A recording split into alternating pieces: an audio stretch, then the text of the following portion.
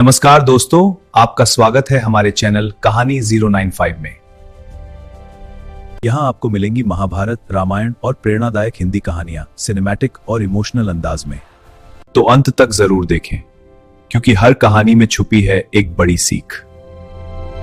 बहुत समय पहले भारत में एक विशाल और समृद्ध राज्य था, हस्तिनापुर। समय बीता और हस्तिनापुर में दो राजकुमार पैदा हुए। धृतराष्ट्र जन्म से अंधे थे, इसलिए पांडु को राजा बनाया गया। राजा पांडु के 5 पुत्र हुए। इन देश उन 5 को पांडव कहा गया। दिन बड़े तेजी से बीत रहे हैं भैया। हाँ, और समय हमें धृतराष्ट्र के भी 100 पुत्र हुए, जिनमें सबसे बड़ा था दुर्योधन। इन सभी को कौरव कहा गया। पांडव और कौरव 7 बड़े हुए, लेकिन दुर्योधन पांडुओं को नुकसान पहुंचा। हम बहादुर हैं। दोनों ने महान गुरु द्रोणाचार्य से युद्ध कला सीखी। अर्जुन की मुलाकात भगवान कृष्ण से हुई। कृष्ण ने अर्जुन का साथ देने और उसे सही मार्ग दिखाने का वचन दिया। दुर्योधन पांडवों से इतना जलता था कि उसने उन्हें मारने की योजना बनाई, लेकिन पांडव हर बार बच गए। समय के साथ यह दुश्मनी इतनी बढ़ गई कि एक महान युद्ध की नींव रखी गई, महाभारत का युद्ध। दुर्योधन ने पांडवों को हराने के लिए एक चाल चली।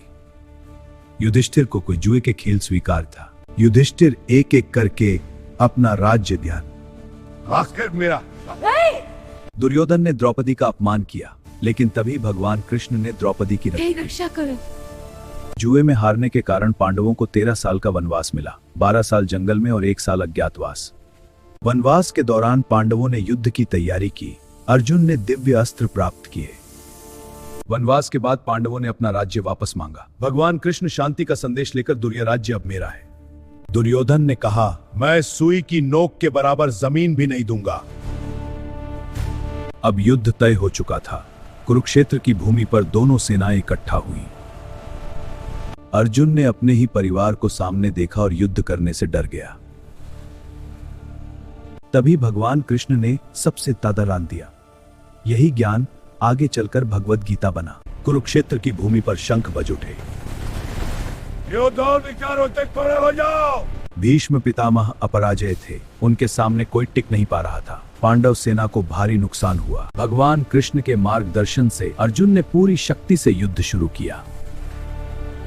भीम ने कौरव सेना पर हमला किया। उन्होंने कई योद्धाओं को परास्त किया। लगातार 9 दिन तक भीष्म को कोई हरा नहीं पाया। पांडव चिंतित हो गए। भीष्म ने वचन दिया था कि वे स्त्री पर शस्त्र नहीं उठाएंगे, पर कैसे शिखंडी को आगे रखेंगे। पांडवों ने शिखंडी को आगे किया। भीष्म ने शिखंडी पर वार नहीं किया। अर्जुन ने अवसर देखकर भीष्म पर तीर चलाए। चक्रव्यूह एक ऐसी युद्ध रचना थी जिसमें घुसना आसान लेकिन निकलना लगभग असंभव था।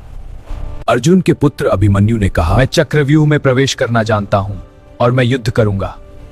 अभिमन्यु अकेले ही चक्रव्यूह में घुस गए और कई योद्धाओं को हरा दिया। उनकी वीरता देखकर सब चौंक गए। उस दिन अर्जुन और कृष्ण युद्ध भूमि के दूसरे छोर पर थे। पांडव सेना संकट में थी। कौरव योद्धाओं ने दिन तोड़ दिए। सभी ने मिलकर अभिमन्यु पर एक साथ हमला किया। आखिरकार अभिमन्यु वीर गति को प्राप्त हुए।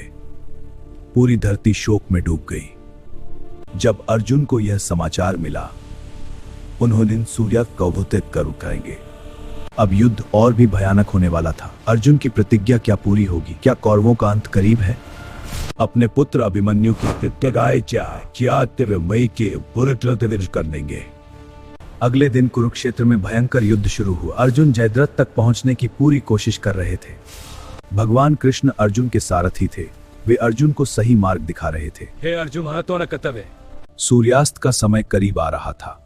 अर्जुन अभी तक जयद्रथ तक नहीं पहुंच पाए थे। तभी कृष्ण ने अपनी दिव्य शक्ति से सूर्य को छिपा दिया। सभी को लगा कि सूर्यास्त हो गया है। जयद्रथ खुशी से बाहर आया। उसे लगा कि अर्जुन हार गए। तभी कृष्ण ने कहा, अर्जुन यही मौका है। अर्जुन ने कर्तव्य किया। अर्जुन ने अपनी प्रतिज्ञा पूरी की। पांडव सेना में खुशी की लहर दौड़ गई। कर्ण के अंत के बाद कौरव सेना लगभग टूट चुकी थी। अब सिर्फ एक ही योद्धा बचा था। दुर्योधन युद्ध भूमि छोड़कर एक झील में छिप गया। वह अपनी जान बचाना चाहता था। पांडवों ने दुर्योधन को ढूंढ निकाला। उन्होंने उसे बाहर आकर युद्ध करने की चुनौती दी। दुर्योधन गदा युद्ध में माहिर था, उसका सामना करेगा शक्तिशाली भीम। दोनों के बीच भयंकर गदा युद्ध शुरू हुआ। दुर्योधन युद्ध में निपुण था, भीम को जीतना कठिन लग रहा था। तभी भीम ने दुर्योधन की जांघ पर वार किया। यह वार निर्णायक था। महाभारत का महान युद्ध समाप्त हुआ। धर्म की जीत हुई, लेकिन लाखों जानें चली गई। दुर्योधन भूमि पर गिर पड़ा। कौरव वंश का अंत हो गया। महाभारत हमें सिखाता है, अहंकार और अन्याय का अंत निश्चित है। सत्य और धर्म की हमेशा जीत होती है। वीडियो पसंद आया हो तो लाइक करें, शेयर करें और सब्सक्राइब करें कहानी 095। मिलते हैं अगली कहानी में।